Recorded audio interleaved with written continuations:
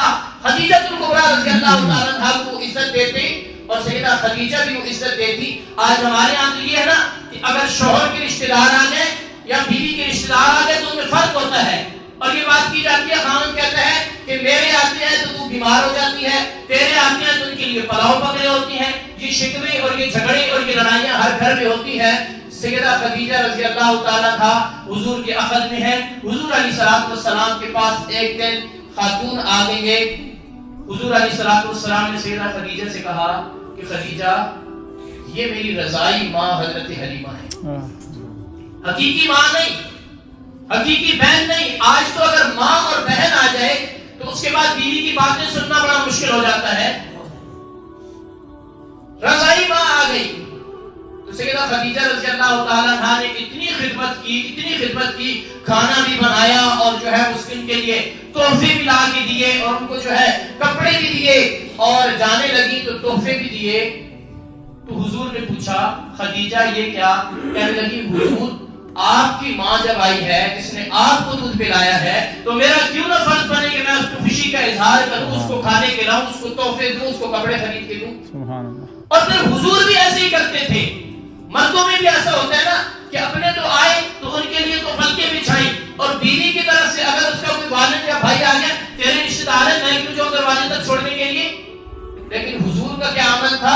حضور نبی کریم صلی اللہ علیہ وسلم سیدہ عائشہ صدیقہ رضی اللہ تعالیٰ عنہ فرماتی ہے, کنز الاموال شریف کی روایت ہے, سیدہ عائشہ صدیقہ رضی اللہ تعالیٰ عنہ فرماتی ہے ایک دفعہ مدینے میں حضور نبی کریم صلی اللہ علیہ وسلم دن کو آرام فرما رہے تھے اور جب حضور دن کو آرام کرتے تھے نا حضرت ابو بکر سے لے کر حضرت علی تک کسی میں یہ ضرورت نہیں ہوتی کہ حضور کو آ کر اٹھائیں, سارے صبح ادب سمجھتے تھے. لیکن ایک خاتون آئی چھڑی اٹھائی ہوئی ہے, حضور نبی کریم صلی اللہ علیہ وسلم کے پاس آئی, حضور اٹھ کے بیٹھ گئے اور کافی دیر بیٹھے رہے, عام عادت سے زیادہ اس کو وقت دیا اور پھر جب جانے لگی تو حضرت بلال سے کہا کہ ان کے لیے کچھ تحفہ بھی لائیں, تحفے بھی لا کر دیے.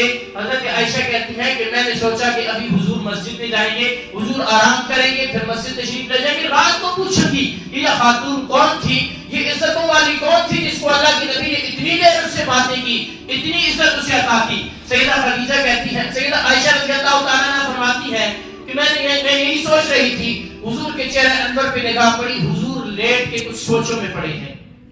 میں نے کہا کہ میں تو سوچ رہی تھی کہ حضور آرام کریں گے, حضور تو سوچوں میں ڈوبے ہوئے ہیں, حضور تو پریشان لگ رہے ہیں. میں نے حضور سے پوچھا, حضور علیہ السلام کی آنکھوں میں آنسو آ گئے. میں نے کہا یا رسول اللہ یہ خاتون کون تھی عزتوں والی جس کو آپ نے اتنا وقت دیا؟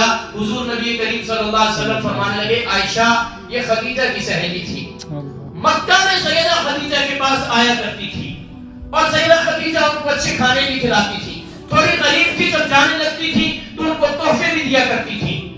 آج جب یہ آئی تو خدیجہ کی یاد تازہ ہو گئی اور پھر حضور کہتے ہیں کہ میں نے تھوڑی غریب بھی ہے, خدیجہ کا وعدہ نبھاتے ہوئے, اس کی لاج رکھتے ہوئے میں نے اس کو وقت بھی دیا, کھانا بھی کھلایا, جاتے ہوئے تحفہ بھی دیا.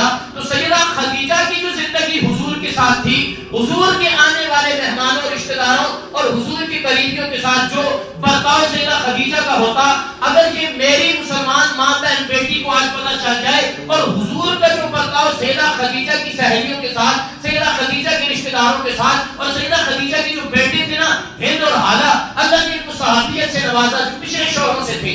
حضور نبی کریم صلی اللہ علیہ وسلم فرماتے ہیں کہ ایک دفعہ حضور آرام فرما رہے ہیں دن کو تو پھر حضرت حالہ آ گئے اور حضرت حالہ بھی مسجد میں آ کر پوچھا کہ حضور کہاں ہے.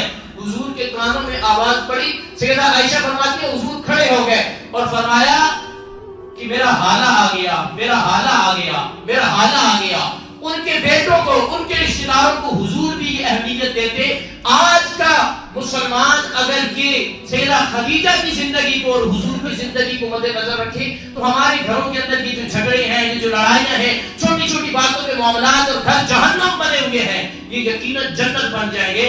پر ضرورت یہ ہے کہ ہماری مسلمان بچیوں کو سیدہ خدیجہ رضی اللہ تعالیٰ عنہا, سیدہ فاطمہ الزہرا رضی اللہ تعالیٰ عنہا, سیدہ عائشہ, سیدہ حفصہ امہات المومنین بنات رسول کی زندگی بتائی جائے, پڑھائی جائے اور وہ زندگی یہ پڑھ کے اگر دوسرے گھر میں جائیں گی تو پھر یقیناً وہی حال ہوگا جو حضور کے ساتھ سیدہ خدیجہ کے آنے کے بعد ہوا. اگر وہ نہیں ہوگا جو تعلیم و تربیت ہم دے رہے ہیں انٹرنیٹ کے ذریعے, موبائل کے ذریعے, یوٹیوب یوٹیوب اور فیس بک کے ذریعے اور اسی طرح جناب ٹیلی ویژن اور ڈش اینٹینا کے ذریعے، اس سے ہمارے گھر جہنم سے جہنمی بنتے جائیں گے۔